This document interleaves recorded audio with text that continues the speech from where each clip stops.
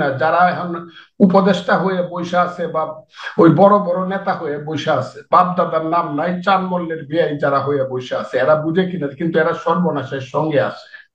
কিন্তু এরা একদিন বুঝবে, যেমন এরা 6 মাস পর্যন্ত মুক্তিযুদ্ধ বলে নাই, বলছে 47 মুক্তিযুদ্ধ আর 24 মুক্তিযুদ্ধ।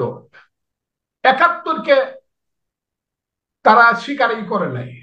কিন্তু যখন একটু মানুষ দেখছে না রে, মুক্তিযুদ্ধ না বললে তো একটু গরম গরম লাগে, এখন আবার মুক্তিযুদ্ধ কিছু না, না আছে মুক্তিযুদ্ধ। এরা সঠিক পথে আসবে, কিন্তু তারা সঠিক পথে আসবে না, ওই অন্ধকারের শক্তি। যারা পাকিস্তানও তারা চায় নাই, পাকিস্তানের বিরুদ্ধে যারা আন্দোলন করছিল, আবার পাকিস্তানের 23 বছর যারা ধর্মের নামে সাম্প্রদায়িকতা করতে, ধর্মের ব্যবসা করে যারা এই পূর্ব পাকিস্তানকে গুলাম করে রেখেছিল, পাঞ্জাবিদের গুলাম করে রেখেছিল, যারা 52 ভাষা আন্দোলন, 65 64 শিক্ষা আন্দোলন, 6 দফা আন্দোলন, 6 দফা 69-এর 11 দফা আন্দোলন, 70-এর নির্বাচন, 71-এর মুক্তিযুদ্ধে যারা অংশগ্রহণ করে নাই, বিরোধিতা করেছে, সেই সব শক্তি যাদের নাম করলি তারা মনে করে যে আমি গালাগালি করি, তারা আলবদর রাজাকার ছিল, অথবা এখন যারা আছে তারা আলবদর রাজাকারের যারা সন্তানেরা, অথবা তাদের আদর্শের লোকেরা, যারা এখনো পত্রিকাতে লেখে যে মুসলমান যারা মুক্তিযোদ্ধা হয়েছিল, আল্লাহর কাছে তাদের মাপ চাইতে হবে, ওই সব রাজাকার আলবদরের সন্তানদেরকে আমি বলি অন্ধকারের শক্তি। তারা দেশটাকে আজকে ভিন্ন জায়গায় নিয়ে যাচ্ছে। বাংলাদেশের 18-17 কোটি মানুষ যদি না বুঝে, আমার কিছু করার নাই। বাংলাদেশের 50টা দল যদি, রাজনৈতিক দল, আমার দল সহ যদি না বোঝে, আমার কিছু করার নাই। কিন্তু আমি বলে যাব, আমার কথাটা একদিন সত্যে প্রমাণিত হবে। যারা মুক্তিযুদ্ধকে ধ্বংস করতে চায়, তারা যদি জয়লাভ করে ফেলে, এইটা বাঙালি জাতির বা বাংলাদেশের মানুষের কোনো দেশ থাকবে না। ওই যে 1000 বছরের বাংলার শিক্ষা, সংস্কৃতি, সভ্যতা ধ্বংস হয়ে যাবে। এই দেশে কোন ধরনের ইতিহাস থাকবে না, ঐতিহ্য থাকবে না, লালন থাকবে না, রবি ঠাকুর থাকবে না, নজরুল থাকবে না, জীবনানন্দ দাশ থাকবে না, জসিমউদ্দিনরা থাকবে না। আর থাকবে না কারা জানেন? যারা এই ভারতবর্ষে ওইসব নিমক হারামদেরকে পয়দা করছে, ওলিয়া উলিয়া গাউস কুতুব দরবেশ, যারা এই বাংলায় মুসলমান তৈরি করেছিল সুফিবাদের মাধ্যমে। এখন ওইসব অন্ধকারের জীবেরা যারা এই দেশে ইসলামের নামে ব্যবসা করতে চায়, তারা সেই সব মাজার টাজার ভেঙে খান খান করে দিচ্ছে, সুফিবাদকে তারা লাথি মারছে। আহলে সুন্নাতুল জামাত, যাদের সংখ্যা বাংলাদেশে সবচেয়ে বেশি অন্তরে এবং বাহিরে, তাদেরকে তারা এখন হত্যা করতে চায়, তাদেরকে দেশ থেকে উৎখাত করতে চায়। এই যে নতুন ধরনের ইসলামের নামে আজকে জঙ্গিবাদ এবং সাম্প্রদায়িকতা, তার বিরুদ্ধে যদি বাংলাদেশের মানুষ জেগে না উঠে, তাহলে এই বাংলাদেশ থাকবে না। যারা মুক্তিযুদ্ধের দিন করেছে, প্রশাসন কেন এই সব বিষয়ে আহ চুপ রয়েছে নাকি তাদের এটি উদাসীনতা নাকি সমস্যা অন্য কোথাও? আমরা যদি প্রশাসনের কথা বলি কিংবা সরকারের কথা বলি। যেদিন ইউনূস সাহেবকে শেখ হাসিনা মামলা দিয়ে 7 তলায় 10 তলায় হাঁটায় উঠাইতো, সিঁড়ি দিয়া লিফট বন্ধ করে রাখতো, চৈত্র মাসের রোদ্রে ফ্যান দিত না, সেদিন আমার মতো এত বড় প্রতিবাদ বাংলাদেশে কেউ করে নাই। আমি বলেছিলাম, বাংলায় 100 বছর মুসলমানের সন্তান এত মহান সন্তান জন্মগ্রহণ করবে না, নন পলিটিক্যাল। সেই ইউনূসকে যারা অত্যাচার করতেছে, কত কথা বলছি উনার সম্পর্কে, আজকে উনাকে চিনতে আমার খুব কষ্ট হয়। উনাকে সকালবেলায় আমার কাছে একরকম লাগে, দুপুর বেলায় আর এক রকম লাগে, রাতের বেলায় আবার আর এক রকম লাগে। আজকে একরকম দেখি, আগামীকাল উনি আর এক রকম। উনাকে চিনতে বড় কষ্ট হইতেছে। উনার সমর্থন না থাকলে তো এত অন্ধকারের খেলা হতে পারে না দেশে। উনি তো একদিন বলে নাই যে রাজনীতি করব, রাজনীতি করব, প্রতিপক্ষের বাড়ি পুড়িয়া দুলিশ্বাত করে দিতে হবে, বুলডোজার চালা। বুলডোজারটা আসছে কোথায়? বুলডোজারটা তো ইউনূস সাহেবের কাছে। উনি যদি বুলডোজার দিয়ে মানুষের বাড়ি গুড়িয়ে দেয়, তাহলে উনি যে শান্তিতে নোবেল নোবেল পুরস্কার পেয়েছেন, এটা সম্পর্কে প্রশ্ন উঠে কিনা আমার অনেক সময় প্রশ্ন আসে। উনি তো শান্তিতে নোবেল পেতে, শান্তি বুঝি মানুষের বাড়ি বুলডুজার দিয়ে গুড়িয়ে দেওয়া, মানুষের বাড়ি পুড়িয়ে দেওয়া, তার চেয়েও বড় অপরাধ করেছে উনার আমলে। উনার শরীর, যার জবাবদিহি উনাকে করতেই হবে। কিশোরগঞ্জে সৈয়দ নজরুল, তাজউদ্দিন, মনসুর আলী, কামরুজ্জামানদের যে ভাস্কর্য ছিল সেগুলা ভাঙছে।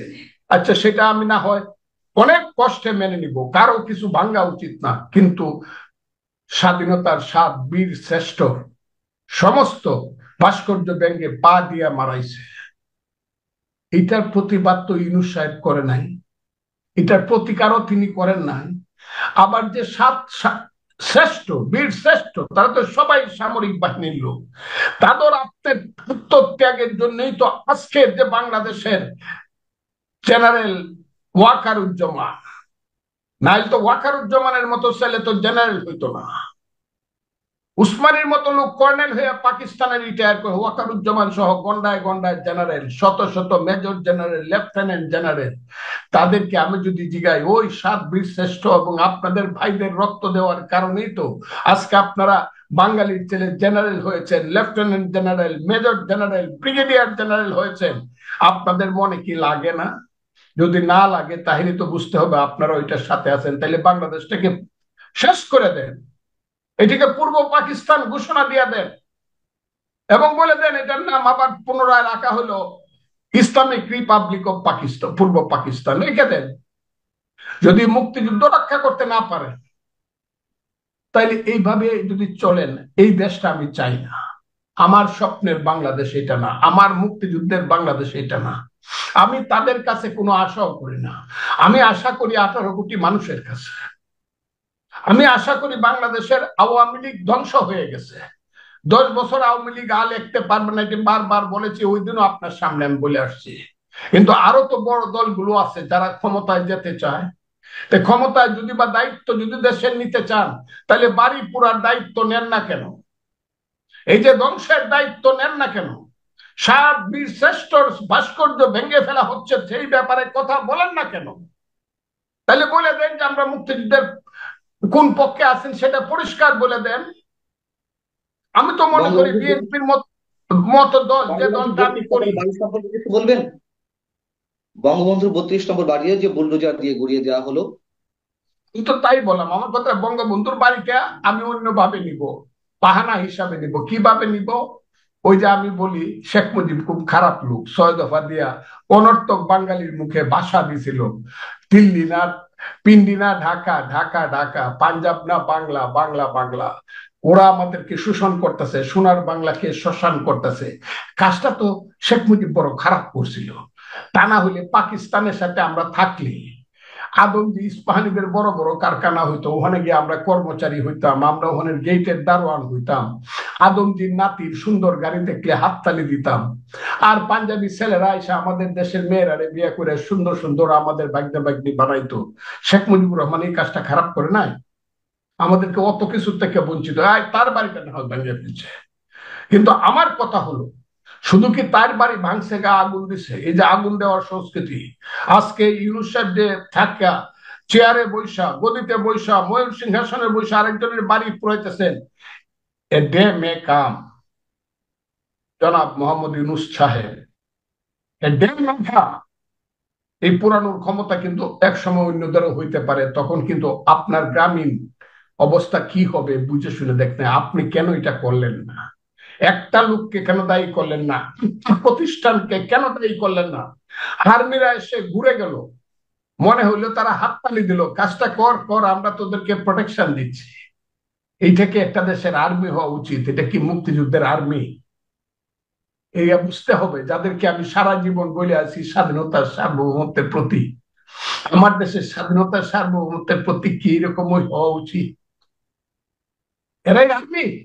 এতকে দেশে গিয়ে শান্তি রক্ষা করে, যারা চোখের সামনে দেখতেছে দাও দাও করে আগুন জ্বলতেছে, কিন্তু চুপে চাপে মনে হইলো যেন আনন্দে আনন্দে এখান থেকে সরে গেল, মাথা নিচু করে এদেরকে আবার বুয়া বুয়া বলে স্লোগান দিল। তাইলে আপনারা কিসের স্বাধীনতার সার্বভৌমত্বের প্রতীক?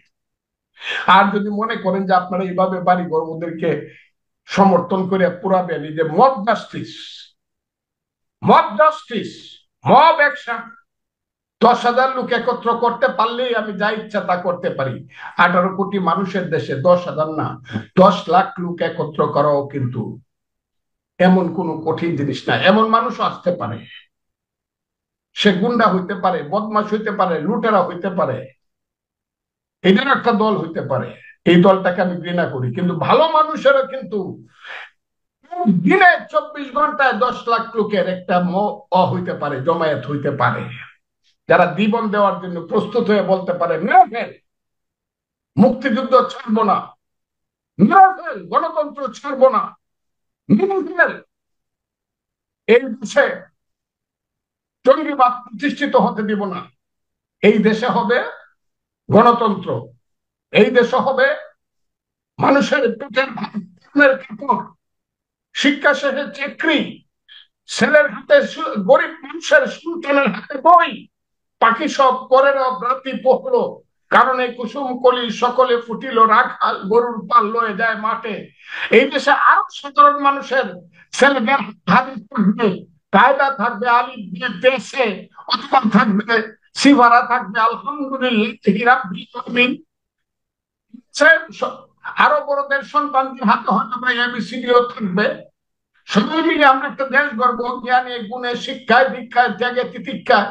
এটা কি দেশ শিরু সাহেব আপনার চোখের সামনে বানাচ্ছেন আপনি, যে দেশে মানুষ বুবা হয়ে থাকে 21শে ফেব্রুয়ারিতে কোনো কথা বলতে পারে না, যে দেশের মেয়েরা আপনিও বানাইছেন ঢাকা বিশ্ববিদ্যালয়ে হিজাব মিছিল করেন। এখন দেখলাম আবার সুপ্রিম কোর্টে এটা শুরু হচ্ছে, হিজাব যে পরে সেও আমার মা, সেও আমার বোন। আমার কথাটা শুনেন, হিজাব যে পরে না সেও আমার মা, সেও আমার বোন, যে শাড়ি পরে চলে সেও আমার মা বোন। সমস্ত মেয়েদের যার যার পোশাক পরার অধিকার আছে, অবশ্যই অবশ্যই সবার অধিকার আছে। এটা বাংলাদেশ, এটা বৈচিত্র্যের মধ্যে ঐক্য বাংলাদেশ। হিন্দু নয় ওরা মুসলিম, জিজ্ঞাসায় কোন জন, কান্ডারি বলো ডুবেছে মানব সন্তান আমার মার। এটা সেই বাংলাদেশ যে বাংলাদেশে এসেছিল হযরত শাহজালাল ইয়ামিনী রহমতুল্লাহ আলাইহি, শুনো হে মানুষ ভাই, সবার উপরে মানুষ সত্য, তার উপরে নাই। এসেছিল কলির যুগের শ্রী গৌরাঙ্গ, যাকে নিমাই বলা হয়, সেই সিলেটে এসে যেও বলেছিল, শোনো হে মানুষ ভাই, সবার উপরে মানুষ সত্য, তা মানব ধর্মের কথা বলেছে। কাজে ছাত্র সমন্বয়করা, আমি একটু প্রশ্ন করি, ছাত্র সমন্বয়করা যে নতুন রাজনৈতিক দল নিয়ে আসছে নতুন রাজনৈতিক বন্দোবস্তের নামে, সেই নতুন রাজনৈতিক বন্দোবস্তে আমরা কোন বাংলাদেশ পেতে পারি? বাস্তবতার জায়গা থেকে তাদের যে নানান ধরনের কার্যক্রম বা কথাবার্তা আমরা লক্ষ্য করছি, সে বিষয়ে যদি একটু বলতেন। রণামূলক কাজ করতেছে, আমার ছেলেরা কেন করতেছে, বাবারা তোমরা কেন এগুলা করতেছো? তোমরা তো এই সমাজে আরো আমার 60 বছর বেশি বাঁচবে, আমি তো 2 বছর পরে মরে যাবো গা, বাবারা করতেছো গদিতে বৈশা বৈশা দল করো, আবার কর না না না আমরা এটা ছেড়ে দিব, আমরা থাকুক না, তো থাকো কেন? এটা তো প্রতারণা। আবার বিরোধী দলে দেখা যাবে সেইখানে একজন হাসনাত আছে, সারজিদ আছে, যারা গেলে বলে ডিসি সাহেব এসপি সাহেব লাল কার্পেট দিব। এটা একটা কিংস পার্টি হইতেছে। বাবার একটা বাপের বেটার মতো বিরোধী দলে থাইকা রাজপথে একটা দল, খেতে আইলে যাও, বস্তিতে যাও, শ্রমিকের কারখানায় যাও, ওই আমাদের সেই সব মেয়েরা যারা আসসালাতু মিনাম নাউম কোয়ার সঙ্গে সঙ্গে একটা টিফিন কিনে হাতে নিয়ে তোমার বাংলাদেশের বৈদেশিক মুদ্রা আনার জন্য গার্মেন্টসে কাজ করে, সেইখানে গিয়ে কাজ করো, মানুষের সুখ দুঃখের হিসাব নেবার চেষ্টা করো, গরিব মানুষের চোখের জলের সঙ্গে নিজের চোখের জলকে মিশানোর চেষ্টা করো। বাবারা এগুলো কি করতেছো তোমরা? একটা কিংস পার্টি করতে তোমরা শেষ হয়ে যাবা।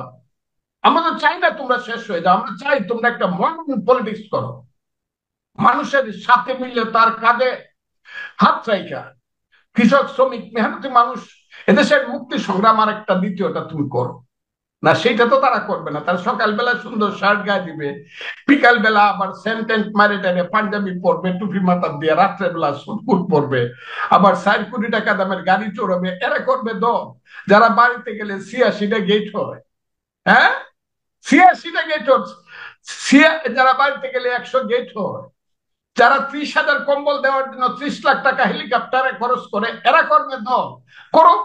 আমি দোয়া করি এরা দল খুব বড় হোক এবং রাজনীতি করে এরা বাপকে ডিফেন্ড নিয়ে দেয় আমাদেরকে, তারা সুন্দর রাজনীতি করবে, এটা আমি দোয়া করি।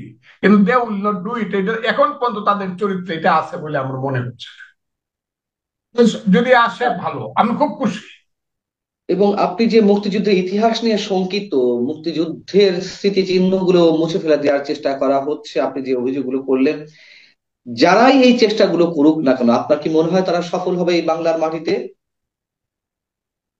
প্রশ্নই আসে না। যদি আল্লাহ সত্য হয়, আল্লাহর সৃষ্ট আশরাফুল মখলুকাত মানুষ যদি সত্য হয়, যদি বাংলার বাঙালি 10,000 বছরের সত্য হয়, যদি ইতিহাস সত্য হয়, ততদিন পর্যন্ত বাঙালি জাতি থাকবে, ততদিন পর্যন্ত এইসব সাম্প্রদায়িক শক্তির কোনোদিন উত্থান হবে না। এরা মাঝে মাঝে বিস্ফোরার মতো যন্ত্রণা দিবে, কিন্তু একদিন গলে পুড়ে চলিয়ে যাবে। আমি মনে করি দেশ মুক্তিযুদ্ধের দেশ তাই থাকবে। আমি সবাইকে আহ্বান করি, আমি ইউনূস সাহেব তো, আমি এখানে যাব, আমার একটা মিটিং আছে, কিছু মনে করেন না। আমি ইউনূস সাহেবকে বলি, শেষ কথাটা বলতে চাই, আমার ভাই, আমি একটা কথা বলি, ইউনূস সাহেব যদি এখনো হুঁশ হয়, সবকে ডাকা উচিত। আমি ধর্মনিরপেক্ষ অসাম্প্রদায়িক রাজনীতি বিশ্বাস করি, আমি বিএনপি করি, আমি মুক্তিযুদ্ধের চেতনায় আদর্শে বিশ্বাস করি। অন্যরা অন্যতে কেউ কল্যাণ রাষ্ট্রে, কেউ কমিউনিজমে বিশ্বাস করে, কেউ ইসলামে রাজনীতি বিশ্বাস করে। যার যার রাজনীতি সবাই বিশ্বাস করুক, ইউনূস সাহেব সবাইকে ডাকেন।